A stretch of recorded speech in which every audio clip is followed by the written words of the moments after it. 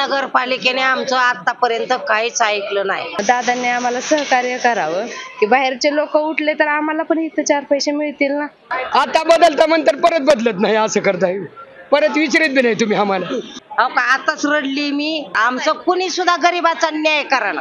आम्ही दादांना निवेदन बी दिलं, दादा म्हणले करू. आता जवळजवळ 1 वर्ष होत आलं पण त्याच्यावर काही कारवाई झाली नाही. राजकारण होत राहणार. नगरपालिकांच्या निवडणुकांची रणधुमाळी सुरू आहे. मी सध्या बारामतीतील गणेश मंडई येथे आहे. खरं तर बारामतीकरांच्या दृष्टीनं नेमके निवडणुकीचे महत्वाचे मुद्दे काय हे आपण यांच्याकडून जाणून घेऊयात.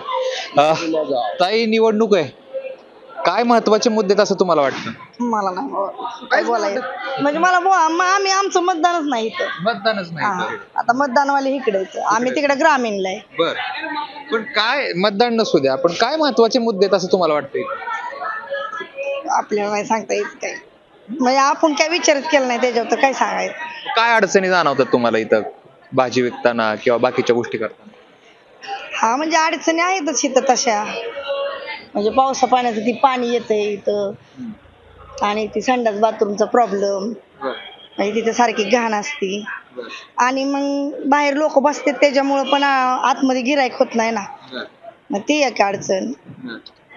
म्हणजे एवढ्याच अडचणी आहेत, तसंच सगळं छान आहे. मावशी, किती वर्ष झालं तुम्ही भाजी विकताय? लय वर्ष झाली. लय वर्ष झाली. नगरपालिकेची निवडणूक आहे, कुठले महत्वाचे मुद्दे वाटतात की बाबा ही कामं झाली पाहिजेत? काय बाबा करायचं खायचं काय आता सांगायचं. आपलं करायचं खायचं. गरिबांनी काय करावं? गरिबाला केल्याशिवाय मार्ग नसतं, खाल्ल्याशिवाय मार्ग नसतं. हे राजकारण होत राहणार. राजकारण होत राहणार. काय नाही, सगळे सुखी, तुम्ही सुखी, आम्ही सुखी, म्युन्सिपाल्टी सुखी. त्याच्या जेव्हा आपण खातोय, त्याच्या जेव्हा खातोय का नाही, इथं बसतोय कोणाच जेव्हा बसतोय म्युन्सिपाल्टी द्यायचं त्यांना मत. काय करायचं? कोणाला द्यायची मत? मत द्यायची म्युन्सिपाल्टीला. आपला आपली माणसं सोडून देणार कोणाला? आपल्या बारामतीत. बर, सगळीच बारामतीत म्हणतात सगळ्यांनाच विकास करायचा. आपलं काय हाय ते आपली पहिली आहे की त्यांना द्यायचं. या ठिकाणी जे आहे ना, फार बोलकी प्रतिक्रिया आहे मावशींची. दादा, इथलेच का? बाहेरच आहे का? ओके. मावशी, भाजी घ्यायला आला, घेतली भाजी? बारामती करच का? निवडणूक आहे, कुठले महत्वाचे मुद्दे वाटतात निवडणुकीच्या माध्यमातून? काय बदल झाला पाहिजे किंवा हा बदल आहे, हा आणखी बदलला पाहिजे, या अडचणी आहेत, काय सांगा?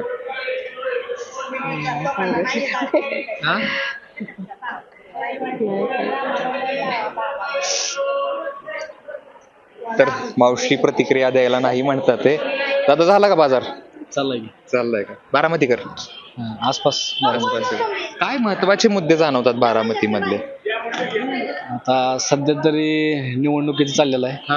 निवडणुकीच्या दृष्टीनेच विचार. निवडणुकीच्या दृष्टीने मग तसं म्हणा गेलं तर आता एवढं मला बी काय सांगता येणार नाही. मी स्पर्धा परीक्षेचा अभ्यास करतो. एवढं काय बारामतीत मी सहसा बघितलं तसं केलं तर स्टुडंटच्या माध्यमातून काहीतरी पावले उचलले पाहिजे. ते ज्यांना सहसा करून गोरगरीब जनतेच्या मुलांना म्हणजे आता लायब्ररी असेल किंवा ग्रंथालय वाचनालयाच्या पुस्तकांची सुखसुविधा मिळाल्या पाहिजे त्या, असे स्टुडंटच्या वतीने मी असं बारामती सांगू शकतो. आणि तसं म्हणायला गेलं तर बारामतीत प्रचार हा जोरदार चालूच आहे. तसं महागाई थोडी कमी झाली तर बरं पडेल. म्हणजे बारामतीत महागाई जास्त आहे असं वाटतं ना. आता गोरगरीब जनतेला जे इच्छुक आहे त्याला असं त्यांच्या केसाला परवडणार असे भाजी मंडई नाही ना सध्याला तरी. प्रत्येक गोष्ट असं 30-40 रुपये पावशेराने व्हायला लागली आहे. तर ते गरीब जनतेला बी परवडलं पाहिजे, ह्या हेतूने बी लक्ष घातलं पाहिजे प्रत्येक ह्याच्यात असं वाटतं. काही भाजी विक्रेत्यांशी आपण पुन्हा एकदा बातचीत करण्याचा प्रयत्न करूयात. बाबा, कुठलं गाव? घेतलं बारामती. बारामती होय. निवडणूक चालू आहे.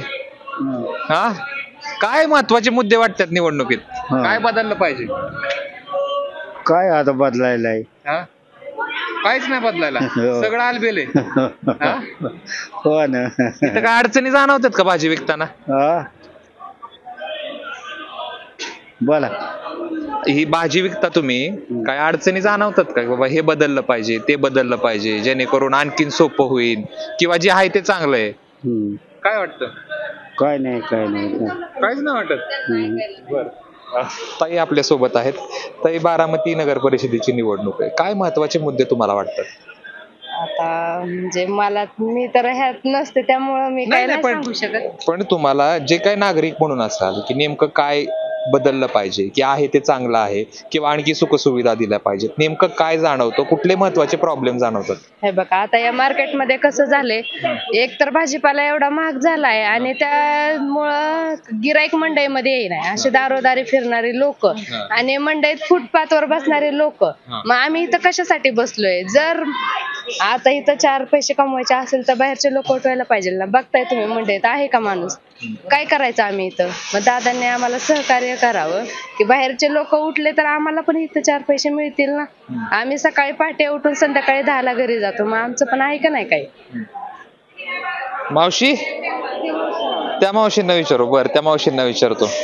मावशी, नगरपालिकेची निवडणूक आहे, काय महत्वाचे मुद्दे वाटतात तुम्हाला? सगळं नगरपालिकेने आमचं आतापर्यंत काहीच ऐकलं नाही.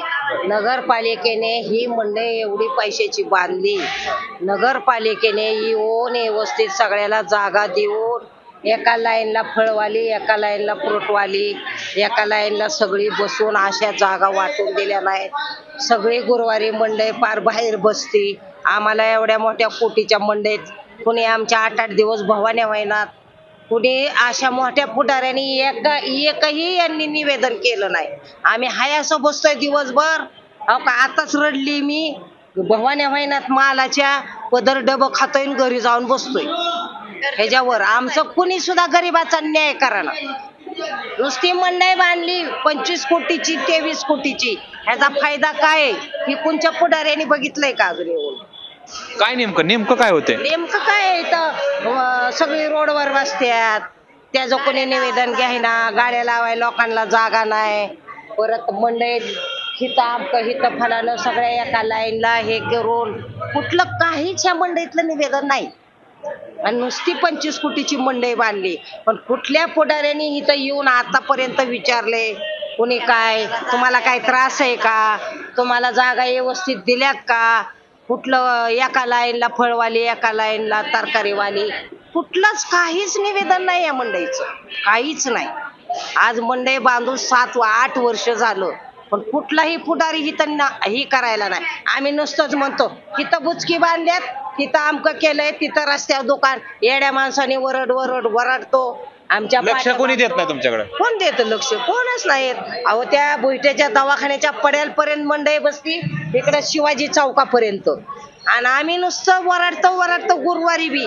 आम्हाला आठवड्यात एकही दिवस धंदा नाही.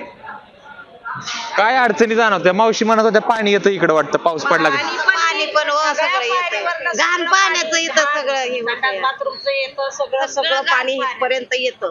कुणी सुद्धा लक्ष देत नाहीत. सगळे एका साईडला बसवावेत.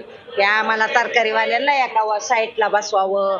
कसं मोठ्या लोकांनी निवेदन करावं लागतं, पण कुणी सुद्धा निवेदन करा ना. गुरुवारी पण धंदा नाही आम्हाला, एरीवक्ती पण धंदा नाही. एवढ्या मोला किमतीचा माल आम्ही असा बसतो आणि मग इथलं टेन्शन, घरचं टेन्शन, सगळं पैसा नाही लोकांचा द्यायला, मग टेन्शन वाढतं ना. हे कर्ज झालं लोकांचं लाख रुपये आमच्यावर. याचं निवेदन कोण करू? तर या मावशींचं म्हणणं असं आहे की फक्त मंडई बांधून उपयोग नाही, तर ज्या सुखसुविधा आहेत किंवा याचं नियोजन आहे ते देखील केलं गेलं पाहिजे. काही नागरिक आहेत आपल्यासोबत. दादा, गाव कुठलं? बारामती. नगरपालिकेची निवडणूक आहे, काय महत्वाचे मुद्दे वाटतात तुम्हाला? काय त्यातली माहिती नाही राहू आपल्याला. माहिती नाही? आपण नाहीच त्या भागात. पेरू घ्यायला आलोय. पेरू घ्यायला. आपल्यासोबत काका आहेत, विक्रीसाठी बसलेले आहेत. काका, तुम्ही खरं तर विक्रीसाठी बसताय, काय महत्वाचे मुद्दे जाणवतात तुम्हाला या ठिकाणी? माझा निवडणुकीच्या हिशोबात बोलू का आमच्या मार्केटच्या हिशोबाने बोलू? सगळ्याच्या हिशोबाने बोला. हो, आता मार्केटच्या दादांनी एवढी मोठी मंडई बांधली, त्याच्याबद्दल दादाचं अभिनंदन.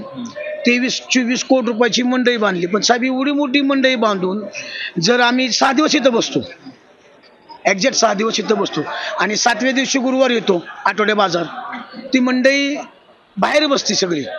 बाहेर ह्या कोपऱ्यात बसणं घेऊन ते काटेचे दवाखान्यापर्यंत आम्ही दादांना निवेदन बी दिलं. आमची मागणी काय फक्त की तुम्ही गुरुवारची जी मंडई आहे ती बाहेर बसवताय का नाही, ती फक्त आत बसली पाहिजे. कारण आमचं बी पोट, आम्ही पोटासाठीच बसतो. 4 रुपये आम्हाला मिळेल पाहिजे. कुठनं कोणी तर माहिती आहे का, नातेपुती लोक इथं बाहेर दुकान लावतात. त्यांना काय बोलत नाही काय नाही. आम्ही दादांना निवेदन बी दिलं, दादा म्हणले करू. आता जवळजवळ 1 वर्ष होत आलं पण त्याच्यावर काही कारवाई झाली नाही.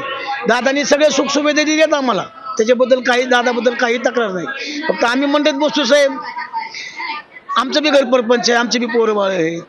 हो,